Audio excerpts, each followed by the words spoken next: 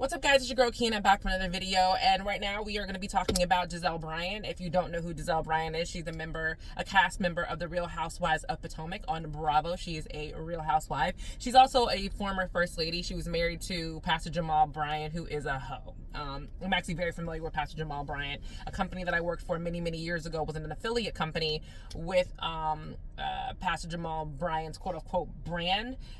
They would help people... They would help churches do more with their charities and get the charities out there so the church didn't have to worry about that kind of marketing. And they also help with media buying and so on and so forth. Anyway, Gizelle is on Real House of Potomac. And when you first met Gizelle, you thought, she's cool, she's gorgeous, she's a fun girl. But as the seasons have gone by, Gizelle has become the real villain. And not even like reality TV villain where, you know, you broke a heel and she laughed, or, you know, you didn't serve the right china at your dinner, so she made fun of you and told the entire world, or she let everybody know that you were going through bankruptcy. It's more than that. She's now become the villain that you see in real life, like scammers and people like that. That's what Gizelle has become. She's become an actual villain, and I don't think that was her intent. I don't think it was production's intent, but this is where we are.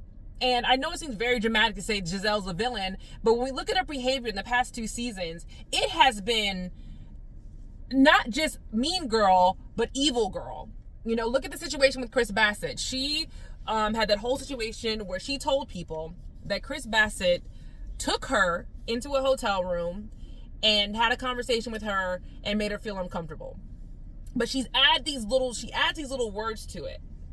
You know, like, he took me into a hotel room and nobody was in there, and, you know, he was intoxicated. You know, he'd been drinking, and we all, you know what that means. And, you know, my team wasn't in there, and I was uncomfortable, especially with the woman who looks like Gizelle, and does have proximity to whiteness. We all know these little buzzwords that they use when it comes to things like this. She was implying that Chris sexually harassed her. That is what she was implying. She keeps saying, I didn't say that, I just said I was uncomfortable. But you didn't just say that. You said Chris was intoxicated. You said Chris took you to a hotel room. You said that your team was not there. Like, he lured you, like a little kid being lured by a predator with a lollipop. That's how you got lured to this hotel room. When in reality, the man wanted to have a conversation about the beef you have with his wife. He took you to a hotel room because the reunion was being shot in a hotel, and the hotel rooms are used for dressing. We've all seen the new backstage stuff that Andy does before reunions. They're all in hotel rooms, unless they're at some huge grand ballroom and not, you know, at a conference center at a hotel. Or they're at like an art gallery or something. It's not going to be in the hotel rooms, but for reunions, it's in a hotel room. He probably was drinking. All the guys drink on these reunions. We've seen all the husbands be drunk. I mean, look at Real Married to Medicine. All the husbands are drunk and drinking with Andy. This is what it is. So to make it seem like he went out of his way to get drunk or was trying to build up some courage to get you behind closed doors, that's dangerous, you know? Then Chris went off on her at the reunion, and she made it seem like, oh, poor is me, I can't believe this man is yelling at me. I can't believe, what do you mean you can't believe this man is yelling at you? You accused him of sexual harassment on a national stage, and now you're wondering why he's mad and trying to play victim? Gizelle, that's where she comes into the dangerous part.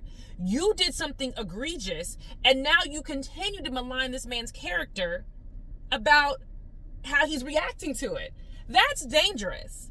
You know, and let's fast forward to this season. You know, she has made comments about Candace and Gizelle, her safety not being, her safety being in jeopardy, and she can't be around and she can't film with them because of her safety, because she received death threats. Let's clarify this. She didn't receive death threats from Candace or Wendy. She received death threats from fans who were upset about how she handles colorism, because she handles it poorly.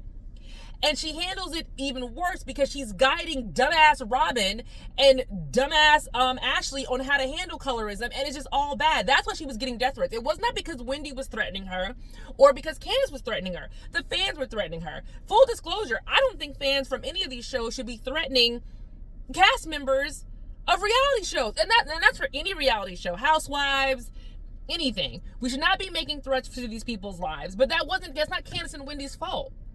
That is the fans being deranged fault. But you, once again, looking at 2 brown-skinned women, calling them dangerous, saying you're scared to be around them. These are all very dangerous words she continues to use and continues to say. And when you call her out, she's like, well, that's just how I feel.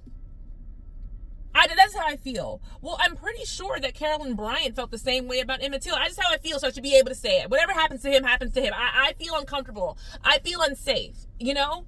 It's crazy. And then another thing that happened this episode, Wendy was making a general comment about how everybody's happy. I'm glad everybody's happy at a happy Eddie event.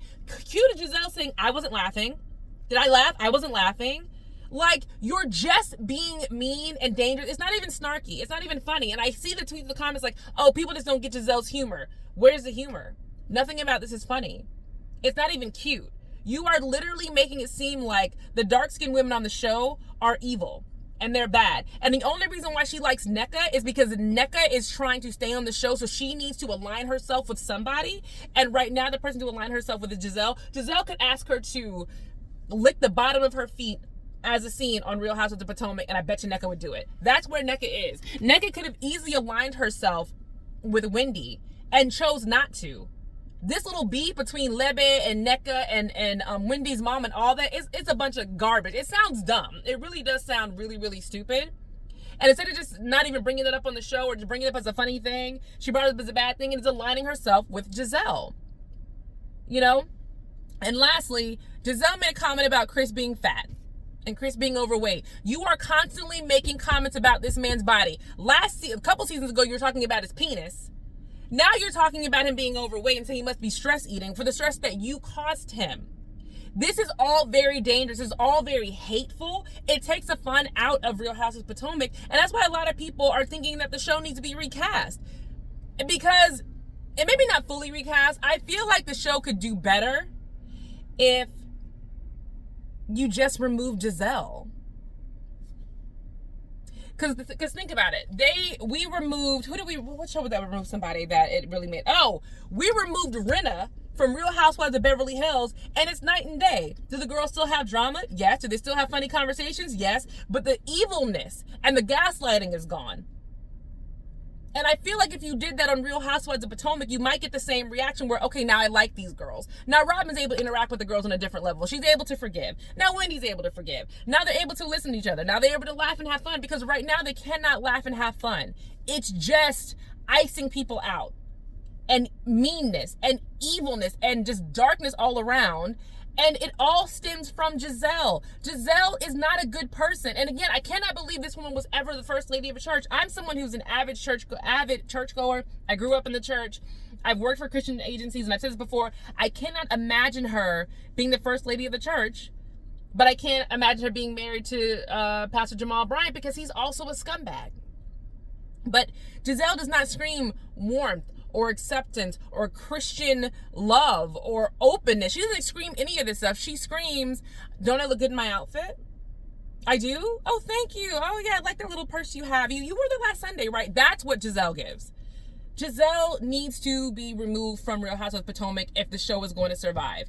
Or they need to get better production. I found out that the people on production are white. Majority of that production team is white. It can't work like that on a woman of color show. It needs to be Black production people who are running the show, and maybe the white producers help. It can't be 100% white producers, because it's what we're going to get, you know. And Gizelle keeps thinking she can get away with it because she can. Because she can.